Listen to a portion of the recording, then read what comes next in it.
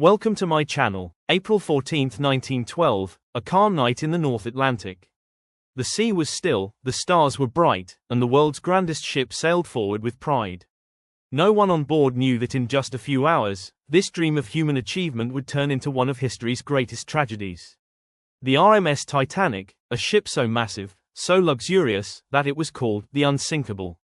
Built by the finest engineers of its time, it stretched nearly 900 feet long, carried over 2,200 passengers, and was said to be a floating palace. People believed it was the perfect example of mankind conquering nature.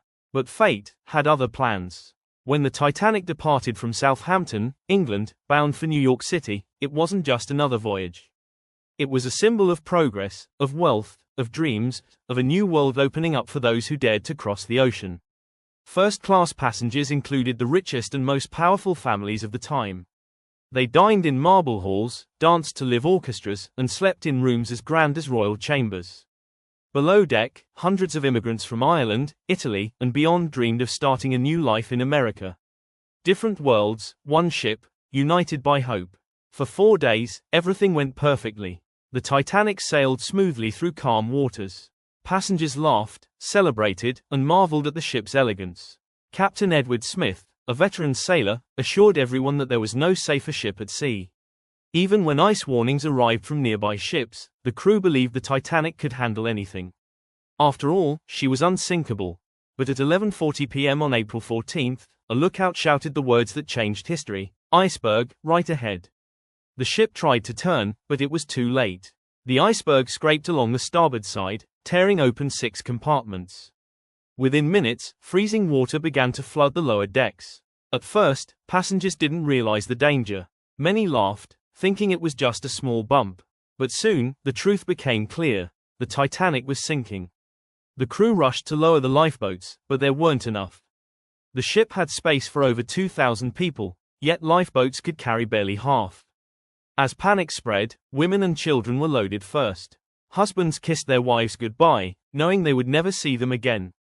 Some boats left half empty, while hundreds were still trapped on deck.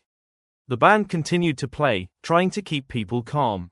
Their final song, "Nearer, My God, to Thee," echoed into the cold night.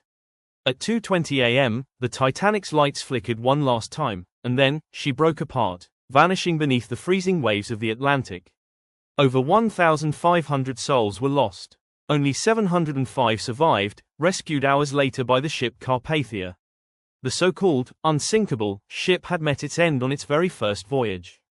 The world was shocked. Newspapers couldn't believe it. The greatest ship ever built had been destroyed by a single iceberg. In the years that followed, new safety laws were created: enough lifeboats for all, 24-hour radio communication, and constant ice patrols in the North Atlantic. The Titanic became a symbol, not of human success, but of human arrogance. It reminded us that no matter how powerful we think we are, nature always has the final word. Today, more than a century later, the story of Titanic still haunts us. It's not just about a ship, it's about dreams, love, courage, and loss. It's about the people, the ones who lived, and the ones who didn't. As the waves still move silently over the wreck 2 miles beneath the ocean, the legend of Titanic lives on, forever a warning, and forever a story we will never forget.